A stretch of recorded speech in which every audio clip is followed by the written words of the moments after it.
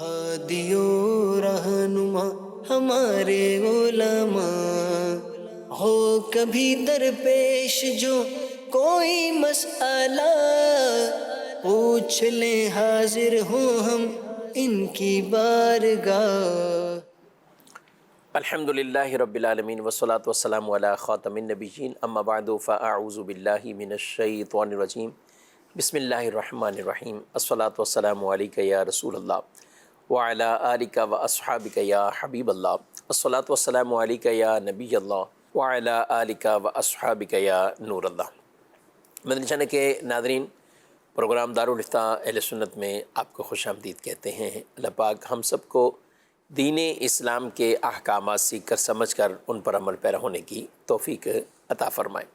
ہمارے پیارے رسول صلی اللہ علیہ وآلہ وسلم کا فرمان عظمت عالی شان ہے، ان اول الناس بی یوم القیامہ اکثرہم علیہ صلاۃ۔ قیامت کے دن میرے سب سے زیادہ قریب ترین وہ ہوگا جو مجھ پر کثرت سے درود پڑھتا ہوگا۔ صلو علی الحبیب صلی اللہ تعالی علی محمد صلی اللہ علیہ وآلہ وسلم۔ آج کے ہمارے اس پروگرام میں ہمارے ساتھ شامل ہیں مفتی محمد کفیل رضا اطہاری صاحب، ان کو بھی خوش آمدید کہتے ہیں۔ جزاک اللہ خیر۔ کیسے مزاج کے؟ الحمدللہ علی کل حال۔ ماشاء اللہ۔ ہمارے پاس کچھ ویڈیو سوالات ہیں، ان کو بھی شامل کریں گے، اور بلکہ دیکھتے ہیں ہمارے ناظرین کیا پوچھنا چاہتے ہیں۔ میرا نام فیصل نعیم ہے۔ میرا مفتی صاحب سے سوال یہ ہے کہ اگر کسی شخص نے بغیر احرام کے میقات تجاوز کر لیا ہے تو کیا اس شخص پر دم لازم ہے؟ بغیر احرام کے میقات تجاوز کر لیں۔ بسم اللہ الرحمن الرحیم۔ جو بھی شخص آفاقی ہے، یعنی میقات کی حدود سے باہر رہتا ہے، جیسے پاکستانی ہیں اور دیگر ممالک والے ہیں، بلکہ خود عرب شریف میں رہنے والے جیسے مدینہ منورہ میں رہنے والا شخص بھی آفاقی ہے، طائف میں رہنے والا شخص بھی جو ہے وہ آفاقی ہے، ریاض کے اندر رہنے والا شخص بھی جو ہے وہ آفاقی ہے، یعنی میقات کے باہر سے جو رہتا ہے، باہر جو ہے وہ رہتا ہے۔ اس کے لیے یہ لازم ہے کہ وہ مکہ مکرمہ جب بھی جانے کا ارادہ کرے، ٹھیک، اس کا حج یا عمرے کا ارادہ ہو یا نہ ہو، مکے جب جانے کا اس کا ارادہ ہے تو میقات سے بغیر احرام جو ہے وہ اس کے لیے گزرنا جائز نہیں۔ یہ اس مبارک شہر کا گویا کہ پروٹوکول ہے، اس کا ادب ہے وہاں پہ حاضری کا۔ سبحان اللہ۔ تو جو بھی شخص جائے اس پہ لازم ہے کہ وہ احرام باندھ کر جائے، بھلے کوئی کاروبار کی نیت سے بھی جا رہا ہے، اپنی کسی نجی جو ہے وہ میٹنگ کے لیے بھی جا رہا ہے، اس کا ارادہ حج عمرے کا نہیں ہے، لیکن جب مکے جانے کا ارادہ ہے تو اب ایسی صورت میں اس کے لیے احرام ضروری ہے۔ احرام باندھے گا اور پھر احرام باندھنے کے بعد وہاں جا کر وہ حج یا عمرہ میں سے کوئی بھی ایک رکن ادا کرے گا، پھر احرام سے فارغ ہو جائے گا۔ اب اس کے بعد وہ چاہے اپنا کوئی ذاتی کام جو بھی کرنا چاہے وہ کر سکتا ہے۔ اگر کوئی شخص جو ہے وہ بغیر احرام جو ہے وہ میقات کراس کر جاتا ہے صحیح، تو اب اس کے اوپر لازم یہ ہے کہ وہ واپس پلٹ کر آئے اور کسی بھی آفاقی میقات سے احرام باندھ کر جائے۔ صحیح، ایسا کر لے گا تو اس کے اوپر جو دم لازم آیا تھا وہ ساقط ہو جائے گا۔ البتہ یہ جو بغیر احرام کے میقات سے اس نے کراس کیا تھا، اس کا گناہ ہوا تھا اس پر، تو اس کی اللہ پاک کی بارگاہ میں وہ سچی توبہ کر لے اور دوبارہ میقات سے احرام باندھ کر جو ہے وہ چلا جائے، عمرہ یا حج ادا کر لے، تو ایسی صورت میں اس پہ سے دم ساقط ہو جائے گا۔ اور اس میں یہ ضروری نہیں ہے کہ جس میقات سے آیا ہے اسی میقات پہ واپس جائے، بلکہ کسی بھی آفاقی میقات پر جا سکتا ہے۔ مثال کے طور پہ کوئی شخص مدینہ منورہ سے جو ہے وہ آیا بغیر احرام کے، اب اگر اس کو علم ہوا یا اس کو توجہ دلائی گئی تو اب وہ اگر طائف والے میقات پر جو کہ قریب ہے مدینہ منورہ والے میقات کے مقابلے میں جاتا ہے اور وہاں سے جا کے احرام باندھ کر آتا ہے صحیح، اور پھر جو ہے وہ عمرہ ادا کر لیتا ہے تو اس پر سے بھی دم ساقط ہو جائے گا۔ اور یہ آپشنل نہیں ہے کہ جناب جو ہے وہ ٹھیک ہے جس کو چاہے جو چاہے دم دے دے اور جو چاہے وہ واپس پلٹ آئے، امیر جو ہے وہ دم دے دے اور غریب جو ہے وہ واپس جائے دم سے بچنے کے لیے، نہیں، بلکہ امیر غریب ہر شخص کے لیے ہی یہ ضروری ہے کہ آپ سے غلطی ہوئی ہے لیکن اس غلطی کو کنٹینیو نہ کریں آپ، بلکہ ویسے ہی الٹے پاؤں جو ہے وہ گویا کہ آپ پلٹ پڑیں اور آپ جا کر میقات سے احرام باندھ کر ہی آئیں۔ اگر کوئی شخص جو ہے وہ نہیں آتا، اس نے یہ کیا کہ جناب آیا اور بعض لوگ جو غلطی کرتے ہیں وہ یہ کرتے ہیں کہ مسجد عائشہ سے احرام باندھ لیتے ہیں. وہ یہ سمجھتے ہیں کہ جناب جو ہے وہ میقات ہے تو میقات تو یہ بھی ہے, تو وہ مسجد عائشہ والے میقات سے جو ہے وہ احرام باندھ کر وہ عمرہ ادا کر لیتے ہیں. تو اگر انہوں نے عمرہ ادا کر لیا تو ایسی صورت میں پھر اب ان کے اوپر دم لازم ہو گیا, کیونکہ ان کو آفاقی میقات پہ جانا تھا. مسجد عائشہ والا میقات یہ آفاقی میقات نہیں ہے بلکہ یہ حلی میقات ہے, یعنی میقات کے اندر جو لوگ رہتے ہیں ان کے لیے کیا حکم ہے کہ حدود حرم میں داخل ہونے سے پہلے جو ہے وہ احرام کی نیت کر لیں. تو اب ان کے لیے قریب ترین جو میقات ہے مکے سے وہ مسجد عائشہ والا میقات ہے. تو اگر کسی نے مسجد عائشہ والے میقات سے یا کسی بھی اور ہل کے مقام سے احرام باندھ کر عمرہ ادا کر لیا تو ایسی صورت میں اب تو واپس نہیں لوٹ سکتا, عمرہ تو ادا ہو گیا. اب بہرحال اس کے اوپر دم لازم ہو گیا جو اسے حدود حرم میں ہی ایک بکرا یا بکری جو کہ قربانی کی شرائط پر پورا اترتا ہو اسے ذبح کرنا یا کروانا لازم ہوگا, اور بہرحال گناہ گار بھی ہوا تو اس کی توبہ بھی کرنی ہوگی. یہ جو جانور ذبح کیا پھر اس کے گوشت کا کیا کرنا ہے؟ اس کا گوشت جو ہے وہ فقراء کھا سکتے ہیں, خود یہ شخص جو ہے وہ یا غنی افراد نہیں کھا سکتے. یعنی ایک مشکل معاملہ ہے, یعنی وہاں ایک عام اجنبی شخص جاتا ہے یا ہم جیسے یہاں سے جا رہے ہیں کوئی, تو ان کو تو بعض اوقات اپنا ہوٹل اور حرم شریف سے واپسی ہوٹل یہی چیزیں تلاش کرنا آسان نہیں ہوتی. جی کہ جو پہلی دفعہ جا رہے ہیں جن کو کم اس طرح کی معلومات ہے, تو دم کے لیے پھر ان کو بطور خاص ایک تگ و دو کرنی پڑے گی, کوشش معلومات لے کر پھر وہاں پہنچنا, پھر اسے فقراء میں تقسیم کرنا. جی یہ یعنی سارے اس کے احکامات ہیں. بہرحال شروع سے ہی اگر خیال رکھیں گے تو امید ہے کہ اس طرح کی غلطیاں نہیں ہوتی, لیکن کئی لوگ ہیں کہ جو یہ غلطیاں کر گزرتے ہیں, لیکن اس کے بعد جو اس کا ازالہ بتایا پھر اس کے اوپر توجہ رکھیں تاکہ ایسا نہ ہو کہ غلطی در غلطی ہم آگے اسے دہرا رہے ہوں. جی مزید سوال. میرا نام محمد ذیشان اتاری ہے, پنجاب کے شہر گجرانوالہ سے میرا تعلق ہے. تو میرا مفتی صاحب کی بارگاہ میں سوال ہے کہ اگر سوتے ہوئے آنکھ نہ کھلے تو نماز قضا ہو جائے تو اس کا گناہ ملے گا؟ ذرا شرعی رہنمائی فرما دیں. جی سوئے تھے آنکھ نہیں کھلی. جی دیکھیں, اگر یہ ہے کہ ایک شخص جو ہے وہ وقت کے اوپر سوتا ہے اور اٹھنے کے لیے باقاعدہ جو بندوبست اور اہتمام ہوتا ہے یہ وہ کر کے سوتا ہے, الارم لگا کے سوتا ہے, کسی اٹھانے والے کو بول کر سوتا ہے, اور پھر بھی جو ہے وہ اتنی گہری نیند میں چلا جاتا ہے کہ اب وہ شخص جو ہے وہ نہیں اٹھ پاتا, تو اس کے اوپر گناہ جو ہے وہ نہیں ہے. لیکن عام طور پر ہمارے ہاں جو صورتحال ہوتی ہے وہ یہ ہوتی ہے کہ لوگ جو ہے وہ خود ہی بہت زیادہ دیر سے سوتے ہیں, پوری رات جو ہے وہ جاگتے رہتے ہیں, پھر اب نماز کے اٹھنے کے لیے کوئی اہتمام نہیں کرتے, یا الارم جناب جو ہے وہ بجا بھی ہے تو اب بھی سستی اور کاہلی کی وجہ سے, آنکھ تو کھل گئی ہے, سستی اور کاہلی کی وجہ سے الارم بند کر کے پھر جو ہے وہ سو جاتے ہیں. تو اب جہاں پر بھی اس طرح اس شخص کی خود اپنی کوتاہی جو ہے وہ شامل ہے اس نماز کی قضا ہونے میں, تو بہرحال یہ شخص پھر گناہ گار بھی ہوگا.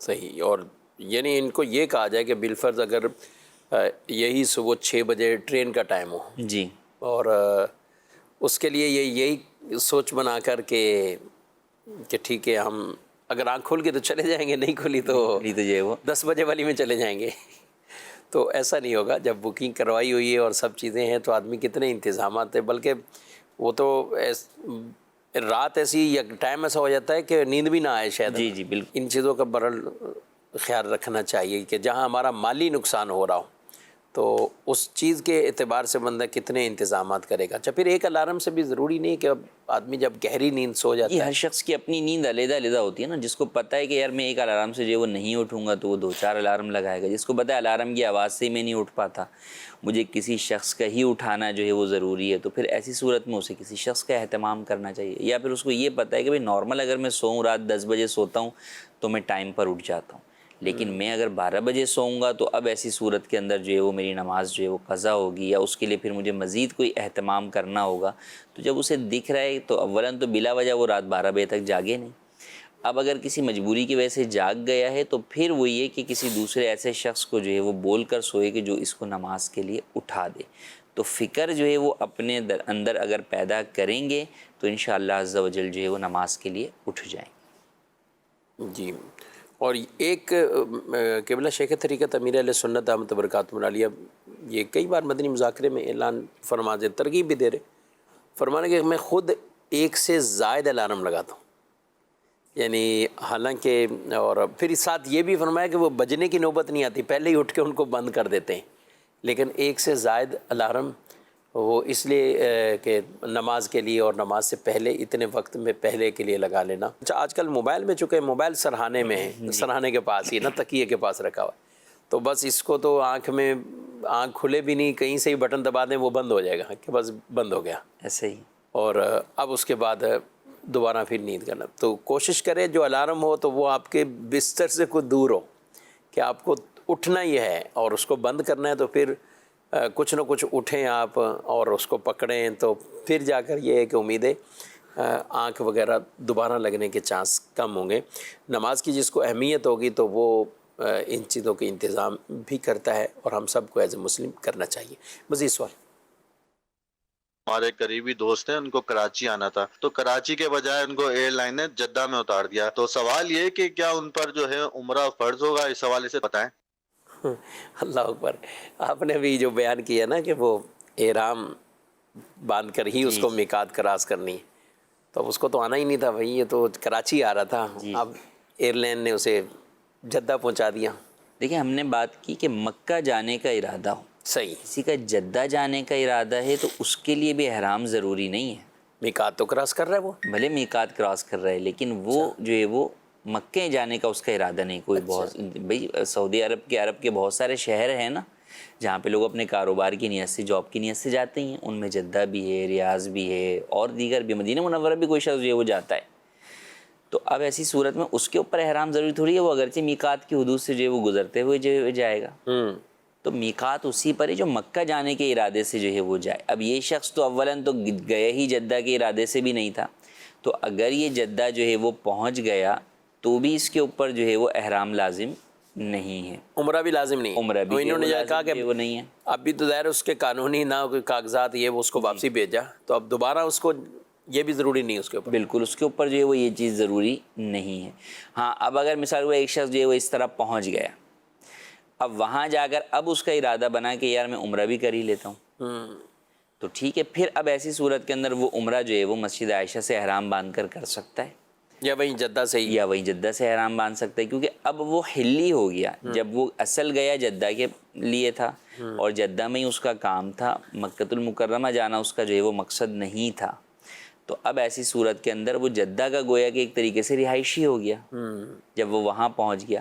اب وہاں پہنچنے کے بعد اپنے کام کاج کے بعد جب اب اس کا ارادہ بعد میں بنا کہ یار جو ہے وہ میں عمرہ بھی جو ہے وہ کر لیتا ہوں، تو ٹھیک ہے، اب جدہ سے یا مسجد عائشہ سے احرام باندھ کر وہ عمرہ بھی ادا کر سکتا ہے۔ لیکن عام طور پر جو ہمارے یہاں سے لوگ جاتے ہیں، جو جائی عمرے کے لیے، کوئی بھی پوچھتا ہے کہاں جا رہے ہیں، عمرے کے لیے جا رہے ہیں، تو وہ یہ نہیں کر سکتے کہ جناب ہم اپنی نیت میں یوں کر لیں کہ ہم تو جدہ اتریں گے، صحیح، وہاں جا کے کچھ شاپنگ جو ہے وہ کر لیں گے، وہ تو جائی اسی طرح وہ ہے، جائی جو ہے وہ عمرے کی نیت سے ہیں، اور آپ دل بہلانے کے لیے اس طرح نیتیں ذرے تبدیل کرتے رہیں، لیکن یہ بات یاد رکھیں کہ ان اللہ علیم بذات الصدور، اللہ پاک تو دلوں کے حالات جانتا ہے، آپ کو خود اپنے دل کا حال پتہ ہے، تو آپ جا ہی عمرے کی نیت سے رہے ہیں، مکہ ہی جا رہے ہیں، تو آپ ایسا نہیں کر سکتے کہ آپ بولیں جناب میں جدہ جاؤں گا، وہاں جو ہے وہ جا کے میں یہ کام کر لوں اور پھر وہاں سے میں وہ احرام باندھ لوں، تو ہرگز اس کی اجازت نہیں ہوگی، آپ کو جو ہے وہ احرام باندھ کر ہی میقات سے گزرنا ہوگا۔ ٹھیک ہے، یعنی تین طرح کی حدود اگر ہم بات کریں تو ایک تو وہ کو حرم کی حدود کے اندر اندر رہ رہے ہیں، جی، اور دوسرا حرم کی حدود سے باہر ہیں لیکن میقات کے اندر اندر، اور یہ بھی ایریا بہت بڑا ہے، جی، حرم کی حدود تقریباً ہم کہیں کہ مسجد عائشہ یہ حرم کی حدود سے باہر ہے، اگرچہ کنارے پر ہی ایک طرح کی ہے، تو یہ حرم کی حدود سے باہر ہے۔ اب یہاں سے لے کر جدہ تک یہ پورا سب جدہ جو ہے وہ آپ اس کے اندر ہی جو ہے وہ اسی یعنی طرح حرم سے باہر ہے، طائف سے اور پہلے تک جو ہے وہ جتنا حصہ ہے وہ سارا حصہ جو ہے وہ ہل کہلاتا ہے، کہ وہ میقات کے اندر طائف کے میقات سے پہلے کا جو بھی حصہ ہے وہ سارا کیا ہے، ہل ہے، وہ جو ہے وہ ہل ہے۔ یعنی یہ دوسرا، اور ادھر اس طرف جائیں تو پھر یہ مدینہ منورہ، اور وہ مدینہ منورہ سے بھی تقریباً 10-15 یعنی قریبی وہ میقات کا وہ ہے، لیکن یوں ہل کا یہ مقام کافی بنتا ہے، کافی زیادہ ہو جاتا ہے۔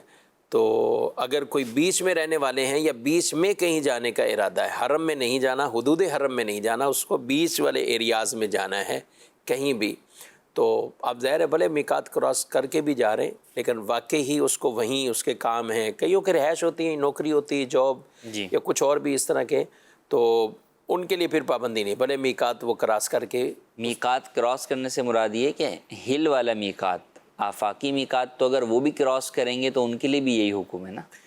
آفاقی میقات کراس کر کے وہ ان کو ہل میں ہی جانا ہے، بیچ والے ایریا میں ہی ہاں کہیں جانا ہے. باہر سے آ رہے ہیں، جی ہاں. جیسا پاکستان سے جو ہے وہ کوئی شخص گیا اور جدہ جو ہے وہ گیا تو اب اس کے اوپر جو ہے وہ احرام لازم نہیں ہے، جبکہ جدہ میں ہی اس کا جو ہے وہ کام ہے. تو لہٰذا ایسی صورت کے اندر یہ اس شخص کے اوپر احرام جو ہے وہ لازم نہیں ہے. البتہ اگر کوئی شخص جو ہے وہ ہل میں رہتا ہے، بلکہ مکے میں بھی رہتا ہے، اب وہ پاکستان آیا ہے، اب وہ واپس مکے جا رہا ہے اور اس کی نیت حج یا عمرے کی نہیں ہے بلکہ اپنی فیملی کے ساتھ رہائش کی، اس کا گھر ہی جو ہے وہ مکۃ المکرمہ کے اندر ہے، تو بھی اس کے اوپر یہ لازم ہوگا کہ جب وہ پاکستان سے واپس جا رہا ہے یا مکے میں رہنے والے مدینے گئے اور پھر مدینے سے واپس جو ہے وہ مکے آئے، تو اب بھی ان پر لازم ہوگا کہ جب مدینے سے واپس آئیں گے تو وہ میقات سے ہی احرام باندھ کر آئیں گے اور آ کر جو ہے وہ عمرہ کریں گے. پھر اس کے بعد جو ہے وہ عمرے سے فارغ ہونے کے بعد حلق وغیرہ کروا کے احرام اتاریں گے اور پھر جو ہے وہ نارمل اس کے مطابق ٹھیک. لائف گزاریں گے. جی مزید سوال. میرا سوال یہ تھا کہ جو مکے میں داخل ہوتے ہیں ڈرائیور حضرات، ہم عمرے پہ کتنی دفعہ عمرے پہ گئے تو وہ مکہ شہر میں داخل ہوتے ہیں تو انہوں نے احرام نہیں باندھا ہوتا، ان کے لیے کیا حکم ہے؟ جزاک اللہ خیر.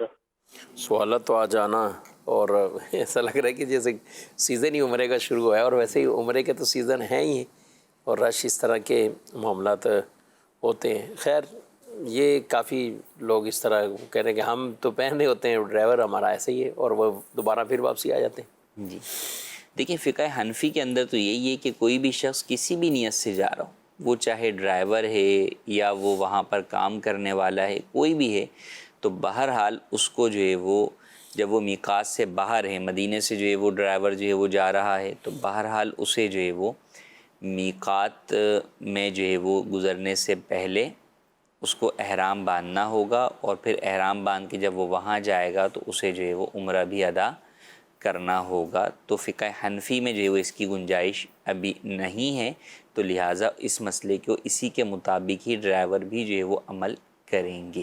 صحیح. اچھا، عورتوں کو سوال ہے SMS پر، عورتوں کو جو حکومت کی طرف سے کسی اسکیم کے تحت پیسے ملتے ہیں وہ پیسے لینا جائز ہیں؟ اب یہاں ڈیٹیل تفصیل کوئی نہیں بتائی کہ کیا اسکیم ہے کیا ہے. دیکھیں مختلف اسکیموں کے تحت جو ہے وہ پیسے ملتے ہیں، دار و مدار اس کے اوپر ہے کہ وہ جو پیسے مل رہے ہیں وہ کن شرائط و ضوابط پر مل رہے ہیں، اس کا کرائٹیریا کیا ہے. اگر آپ اس کرائٹیریا پر پورا اترتے ہیں تو آپ کے لیے وہ لینا جائز ہے، کیونکہ حکومت کی طرف سے ملنے والے اس طرح پیسے جو ہے وہ امداد کی صورت میں ہوتے ہیں، تو گورنمنٹ جو ہے وہ اپنے بہت ساری شہریوں کی جو ہے وہ امداد کرتی ہے، تو بالکل جو ہے وہ کر سکتی ہے. کسی جگہ گورنمنٹ کہہ کر دیتی ہے کہ جناب جو ہے وہ آپ زکوٰۃ کے حقدار ہوں تو لیں، تو پھر آپ کو بالکل شرعی اعتبار سے دیکھنا ہوگا کہ آپ واقعی زکوٰۃ کے حقدار ہیں یا نہیں. لیکن عام طور پر ایسا نہیں ہوتا. تو جب اس طرح نہیں ہوتا تو چاہے وہ گورنمنٹ جو ہے وہ عورتوں کو دے، بسا اوقات بعض جگہوں پر بچوں کے لیے دیا جاتا ہے، یا کسی جگہ پر جو ہے وہ بے روزگار جو ہے وہ مرد حضرات کو بھی دیا جاتا ہے، تو ان کے کرائٹیریا پہ آپ اترتے ہیں تو آپ کے لینا جائز ہے. بعض لوگ اس طرح کی امداد لینے کے لیے چیٹنگ یا فراڈ بھی کرتے ہیں، فیک ڈاکومنٹ جو ہے وہ جمع کروا دیتے ہیں، جو وہ نہیں ہوتے اس چیز کو وہاں پر ظاہر کرتے ہیں تاکہ کسی طرح یہ امداد کے مل جائے ہمیں، تو یہ جائز نہیں ہے. اور وہ کہتے ہیں کہ یہ حکومت سے ہی ہم لے رہے ہیں نا، جی. یعنی ہم اس میں حکومت کسی کا ذاتی فنڈ نہیں لے رہے، ہم حکومت کا فنڈ لے رہے ہیں. تو یہ بھی یاد رکھیں کہ دیکھیں بیت المال کا یا حکومت کا جو پیسہ ہے تو وہ جن کرائٹیریاز کے اوپر جو ہے وہ دیا جا رہا ہے، تو اس میں آپ کو دھوکہ دینے کی بہرحال اجازت نہیں ہے کہ آپ سامنے والے کو دھوکہ دے کر اور آپ اس کے حقدار نہیں ہوں تو بھی جو ہے وہ آپ ان سے جو ہے وہ لے لیں، تو اس کی ہرگز اجازت نہیں ہے. کرائٹیریا پر آپ پورا اترتے ہیں تو آپ کے لیے لینا جائز ہے، ورنہ نہیں. ملازمین ہوتے ہیں انتقال کر گئے، اب ان کی جو بیوائیں ہوتی ہیں، ان کی بیویاں ہوتی ہیں، ان کو فنڈ ملتا ہے سرکاری، پینشن ملتی ہے. ہاں ان کو ہر منتھ میں ملتا رہتا ہے، 6 ماہ بعد بھی کچھ نہ کچھ زیادہ ان کے. تو ایسے افراد بھی بعض اوقات وہ دھوکے کے شکار کر دیتے ہیں لوگوں نے. اب انتقال ہو گیا لیکن وہ چل رہا ہوتا ہے کچھ نہ کچھ. اب زیادہ انہوں نے سختیاں کر دی اس کے بعد کہ نہیں ابھی بھی جیسے کچھ منتھ بعد پینشن والا جو مسئلہ ہے اس کے اندر بھی میں آپ کو بتاؤں پچھلے دنوں ایک جو ہے وہ صاحب آئے تو کہنے لگے بھائی ہم جو ہے وہ ایک عورت سے شادی جو ہے وہ کرنا چاہ رہے ہیں لیکن ہم اس کو رجسٹرڈ نہیں کروائیں گے. اچھا. میں نے کہا بھائی کیوں رجسٹرڈ آپ نہیں کروائیں گے؟ کہنے لگے وہ اپنے پہلے شوہر کی پینشن لے رہی ہیں, اگر وہ رجسٹرڈ ہو جائیں گی میرے نکاح کے اندر تو پھر وہ پینشن سے محروم ہو جائیں گی. اچھا وہ چلتا رہے, وہ چلتا رہے 12-14 ہزار جو بھی. جی, اور یہ جو ہے وہ ہم جو ہے وہ لیتے رہیں. تو اسی طریقے سے ایک جگہ پر جو ہے وہ جیسے یعنی اس میں اصول ہے کہ شادی ہوگی تو پھر نہیں ملے گی. جی شادی ہو گئی تو وہ پھر بیوہ نہیں رہی نا, صحیح. اب وہ کسی اور کی جو ہے وہ منکوحہ ہو گئی. تو اس طرح کے لوگ جو ہے وہ چیٹنگ یا فراڈ جو ہے وہ کرتے ہیں جو کہ جائز نہیں ہے.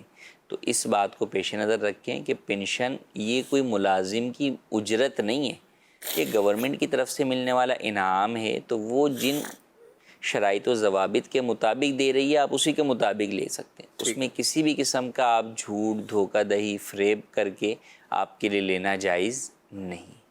صحیح. جی مزید سو. میرا مفتی صاحب سے 2 سوال ہے. پہلا یہ کہ وہ کہتے ہیں کہ مسجد میں اعتکاف کی نیت کر لیں تو فرشتے ہر سانس کے بدلے نیکیاں لکھتے ہیں, اور کچھ کہتے ہیں کہ فرشتے ہر سانس کے بدلے ایک ایک نیکی لکھتے ہیں. تو کیا ایسا کہنا درست ہے؟ اور دوسرا سوال یہ کہ اگر امام ہو یا ویسے ہی کوئی نماز پڑھ رہا ہو جو سری نماز ہوتی ہے تو اس کے اندر میں نے دیکھا ہے کہ بہت سارے لوگ کے نہ ہونٹ ہلتے ہیں نہ ان کی داڑھی ہلتی ہوئی دکھتی ہے. تو کیا اس طرح سے نماز ہو جائیں گی؟ جواب عنایت فرمائیں. جزاک اللہ خیرہ. داڑھی ہلنے کو تو کیا کہیں گے کہ داڑھی ہلنا بھی شرط ہے اس میں یا پڑھنا شرط ہے؟ پڑھنا دیکھیں ضروری ہے, داڑھی ہلنا جو ہے وہ شرط جو ہے وہ نہیں ہے. کوئی اس طریقے سے بھی پڑھ سکتا ہے کہ داڑھی جو ہے وہ نہ ہلے. تو ہاں اتنی آواز سے پڑھنا, ہونٹ بھی نہ ہلیں یہ بہرحال جو ہے وہ مشکل ہے. تو اتنی آواز سے پڑھنا کہ ان کے اپنے کان جو ہے وہ خود سن سکیں یہ ضروری ہے. اگر کوئی شخص اتنی بھی آواز سے نہیں پڑھتا, فقط دل ہی دل میں پڑھتا ہے, جیسے ہونٹ بھی بند ہیں اور اب وہ جو ہے وہ دل ہی دل میں فقط پڑھ رہا ہے, تو ایسی صورت کے اندر وہ پڑھنا شمار نہیں ہوگا. تو نماز میں جو قرات فرض ہے وہی درست نہیں ہوگی. جب قرات ہی نہیں ہوگی تو پھر نماز بھی نہیں ہوگی. تو اتنی آواز سے بہرحال پڑھنا ضروری ہے کہ اپنے کان جو ہے وہ انسان کے خود سن سکے. ٹھیک ہے.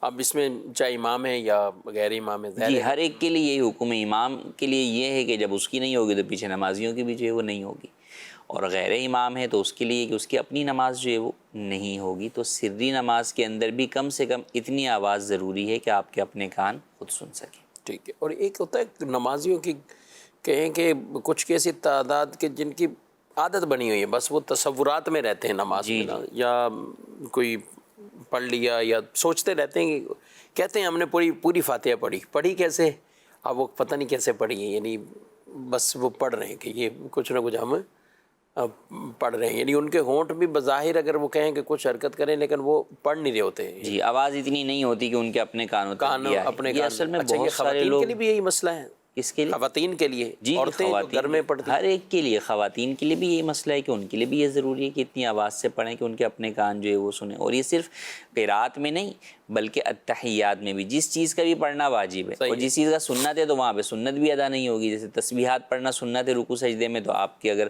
تسبیح اگر اتنی آواز سے نہیں پڑھیں گے, دل ہی دل میں پڑھیں گے, تو آپ کی سنت جو ہے وہ ادا نہیں ہوگی. اسی طرح نماز کے علاوہ بھی جہاں بھی یہ کہ بھئی یہ چیز پڑھنے پر اتنا ثواب ہے, تو وہاں پر پڑھنے پر ثواب اسی وقت ملے گا جب کہ آپ اتنی آواز سے پڑھیں کہ آپ کے اپنے کان آپ کی آواز کو سن سکیں. تو اس معاملے کے اندر جو ہے وہ احتیاط کرنی چاہیے. بعض لوگوں کی پرانی عادت ہوتی ہے کہ وہ جو ہے وہ آواز سے نہیں پڑھتے, تو جب وہ آواز سے اچھا اس میں ایک اعتبار سے فرق ہے, جو شخص آواز سے پڑھے گا نا اس کی قرات میں وقت لگے گا, اور جو شخص دلی دل میں پڑھے گا تو وہ اگرچہ وہ بھی سورہ فاتحہ دلی دل میں پڑھ رہا ہے لیکن وہ انڈرسٹوڈ سی بات ہے کہ اس کی جلدی ختم ہو جائے گی. تو اس سے بھی آپ اپنے آپ کو تھوڑا سا جو ہے وہ اپنے آپ کو, دوسروں کو اس بنیاد پر ایویلیویٹ نہ کریں, اپنے آپ کو تھوڑا سا غور کریں اور اس پر توجہ دیں کہ جب میں پڑھتا ہوں تو مجھے اپنی آواز آ رہی ہے یا نہیں. اچھا کئی لوگ وسوسے کے مریض ہوتے ہیں, ان کا بھی اسی طرح کا معاملہ ہوتا ہے کہ وہ توجہ, جب آپ پڑھیں گے نا خود اور آپ کے اپنے کان میں آپ کی آواز جا رہی ہے تو آپ کی توجہ بہرحال دوسری چیزوں سے ہٹے گی. اور آپ خیالوں میں ہی پڑھ رہے ہیں تو پھر جو ہے وہ خیالوں میں آپ کہاں کے کہاں جو ہے وہ چلے جاتے ہیں. تو یہ وسوسوں سے بچنے والے بھی یہ ہیں, ان کو بھی چاہیے کہ وہ آواز تھوڑی سی جو ہے وہ اپنی اتنی رکھیں کہ ان کے اپنے کان جو ہے وہ خود سنیں, یہ تو ضروری ہے. تو یوں اس طرح توجہ نماز کی طرف کریں گے, اور اس بات کی جن کو پرانی عادت ہے میں کہہ رہا تھا تو ان کے لیے یہ زیادہ ضروری ہے, کیونکہ وہ بہرحال پڑھنا کبھی شروع بھی کرتے ہیں نا تو وہ ایک تو صورت پڑھ لی, اگلی صورت میں پھر دوبارہ اپنی پچھلی عادت کے مطابق وہ سلیپنگ موڈ میں چلے جاتے ہیں. تو ان کو بہرحال جو ہے پوری نماز میں توجہ کے ساتھ ہی بآواز بلند جو ہے وہ اتنی آواز کہ آپ کے اپنے کان سنیں, تلاوت اور دیگر چیزیں پڑھنی ہوں گی, اس کا خیال رکھنا ہو. سوال ہے SMS پر کہ ایک بندے نے فجر کی سنت نہیں پڑھی اور دوسری طرف جماعت بھی ختم ہونے کو ہے, کیا وہ سنت پڑھے گا, چھوڑ دے گا, جماعت کو پہنچے یا جماعت کو پالے, کیا کریں؟ دیکھیے کوئی شخص مسجد میں آیا اور نماز فجر کی جماعت قائم ہے, تو اب ایسی صورت میں اگر اسے یہ گمان ہے کہ میں سنتیں پڑھ کر بھی جماعت میں شامل ہو جاؤں گا, اگرچہ قعدہ اخیرہ میں ہی امام کے ساتھ شامل ہوں گا, تو اس کے لیے حکم یہ ہے کہ وہ مسجد کے اندر کسی پلڑ یا دیوار کی آڑ میں وہ سنتیں ادا کر لے اور اس کے بعد جماعت میں شامل ہو جائے. صحیح. اور اگر اسے یہ اندیشہ ہے کہ نہیں, اگر میں جو ہے وہ سنتیں پڑھوں گا تو امام صاحب سلام پھیر دیں گے اور مجھے جماعت نہیں ملے گی, تو اب اس کے لیے حکم یہ ہے کہ وہ سنتیں چھوڑ دے اور وہ امام کے ساتھ جماعت میں شامل ہو جائے. اب جو یہ سنتیں چھوٹی ہیں یہ نماز کے بعد نہیں پڑھ سکتے. صحیح. البتہ اگر پڑھنا چاہیں تو اسی دن جب سورج طلوع ہونے کے بعد جو مکروہ وقت ہوتا ہے 20 منٹ کا وہ گزر جائے تو اس وقت جو ہے وہ یہ سنتیں ادا کر سکتے ہیں. صحیح.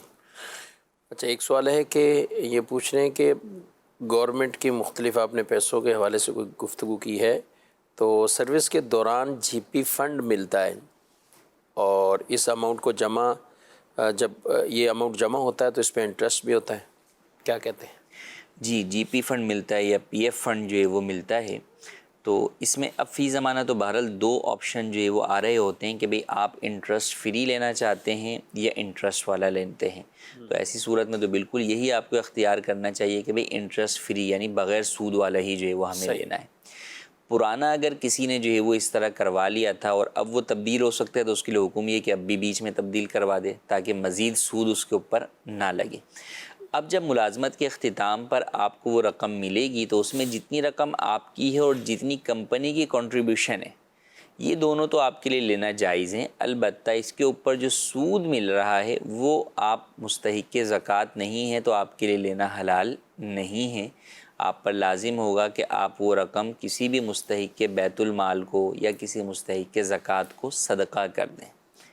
تو یہ جو ہے وہ کرنا ہوگا, تو اس کے مطابق ہی جو ہے وہ آپ کو PF استعمال کرنا چاہیے. جی مزید. میرا مفتی صاحب کی بارگاہ میں یہ سوال عرض ہے کہ اگر بیٹا 17-18 سال کا صبح نماز کے لیے نہ جاگے تو کیا اس وقت اس پہ سختی کر سکتے ہیں؟ جی دیکھیں, نماز کے لیے سختی کا حکم تو یہ ہے کہ بچہ 10 سال کا بھی ہو جائے تو اس کو جو ہے وہ تاکید اور سختی کے ساتھ پڑھانا ضروری ہے. تو بچے عام طور پہ وہ چاہے چھوٹے ہوں یا بڑے ہوں, نیند کے اندر تو بڑا آدمی بھی جو ہے وہ نہیں اٹھتا. تو اصل یہ ہوتا ہے کہ وہ نماز سے نہیں, اس وقت نیند سے جو ہے وہ نہیں اٹھ پا رہا ہوتا. تو اس کی بڑی اچھی مثال علماء نے دی ہے کہ اگر بچہ نیند میں سو رہا ہو اور خدا نخواستہ آپ کے گھر میں آگ لگ جائے تو آپ کیا کریں گے؟ بچہ بولے بھائی میں نہیں یار اٹھ رہا. تو آپ کس طرح اسے پیار محبت سے اٹھائیں گے, اس آگ سے بچائیں گے. تو جو بالغ بچہ ہے اس کو آپ نماز کے لیے اٹھا کر در حقیقت کس سے بچا رہے ہیں؟ جہنم کی آگ سے بچا رہے ہیں.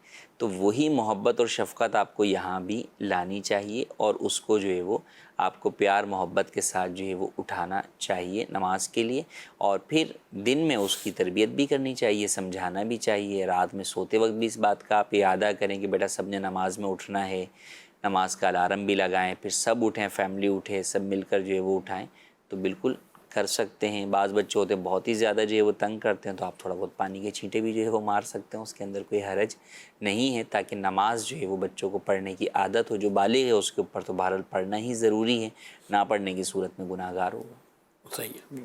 اب انہوں نے کوشش کر لی, ظاہر والدین بعض کوشش کرتے ہیں, اور بچے اگر ہم کراچی کی بھی بات کریں تو کئی بچے ایسے ہوتے ہیں کہ جو راتوں کو باہر گھومتے ہیں, رات لیٹ آتے ہیں ان چیزوں میں.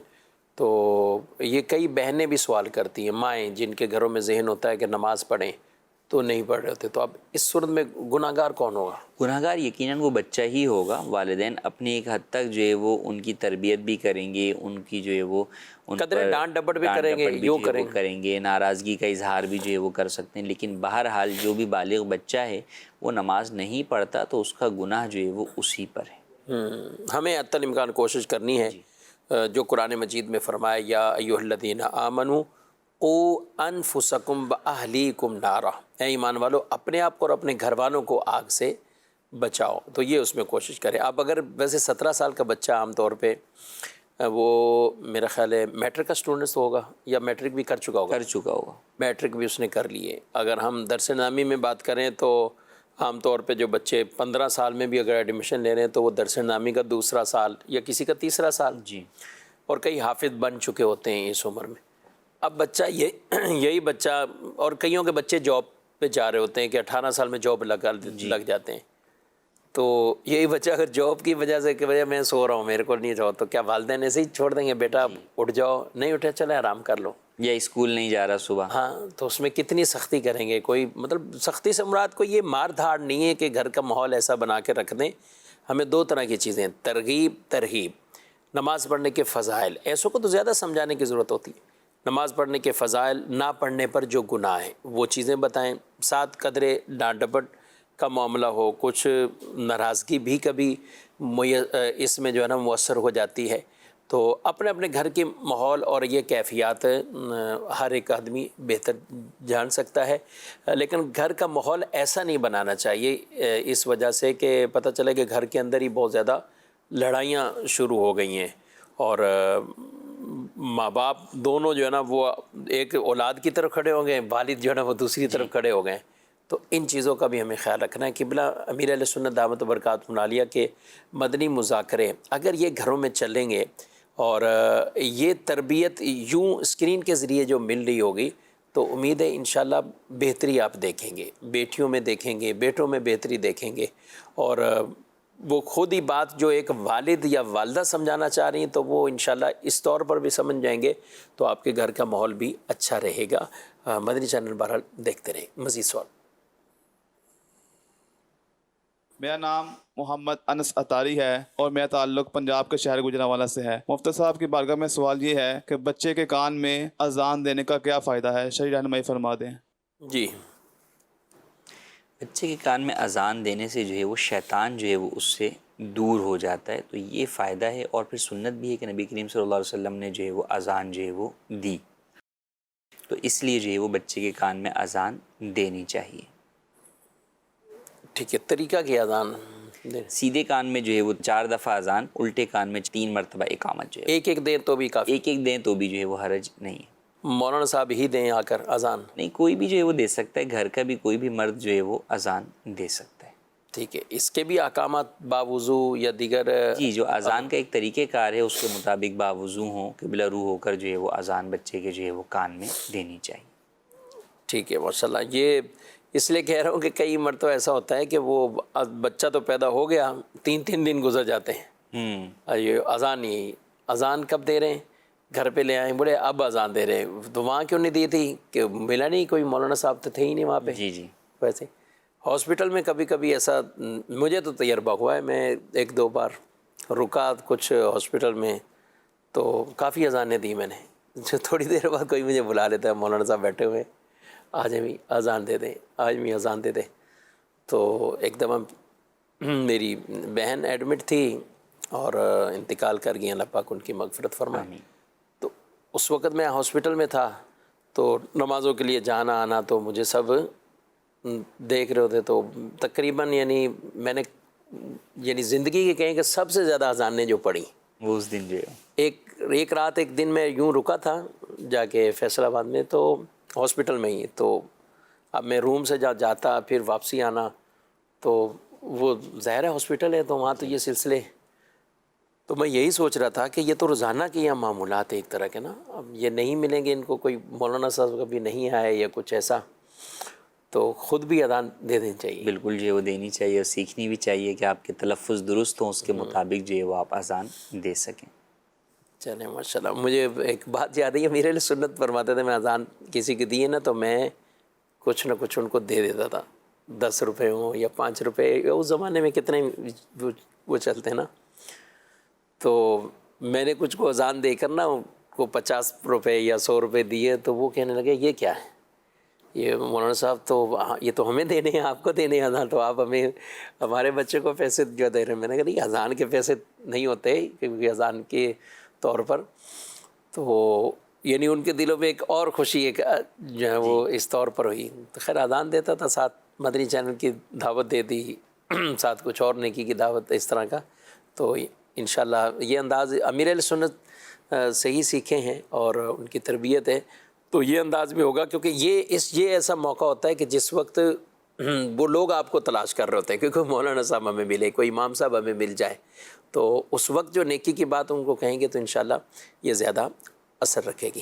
ایس ایم ایس بھی بہت زیادہ آپ کے کفیل صاحب جواب سوالات ہیں. ایک ہے گھر میں کھجوروں کے درخت ہیں اور پرندے وغیرہ کھاتے ہیں، لیکن پرندہ پوری کھجور نہیں کھائی، کچھ نہیں کھائی، اب نیچے گرتے ہیں، تو اب وہ کھجوریں ہم استعمال کر سکتے ہیں؟ کون؟ جی ہاں، کھا سکتے ہیں، ایسی صورت کے اندر کوئی حرج جو ہے وہ نہیں. دھو دیں، کیا کریں؟ جی، دھو کر اسے جو ہے وہ استعمال کر سکتے ہیں.